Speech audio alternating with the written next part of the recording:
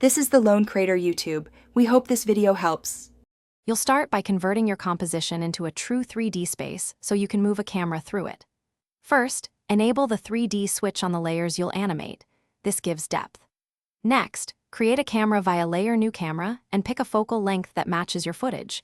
This controls perceived zoom and perspective.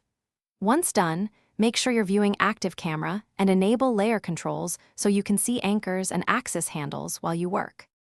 Now you'll place the camera and define motion.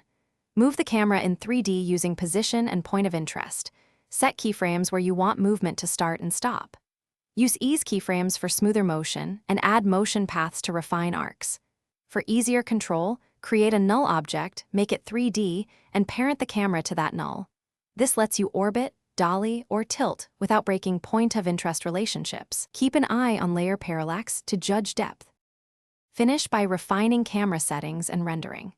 Turn on depth of field and tweak aperture and focus distance to add realistic blur. This helps silhouettes read better. Preview with Draft 3D or Adaptive Resolution to save time, then enable Motion Blur for final render. If the shot jitters or feels off, make sure keyframes use spatial interpolation where needed, try converting problematic keyframes to hold or roving, and check that layer anchor points are. Thanks for watching. Consider subscribing if we helped you.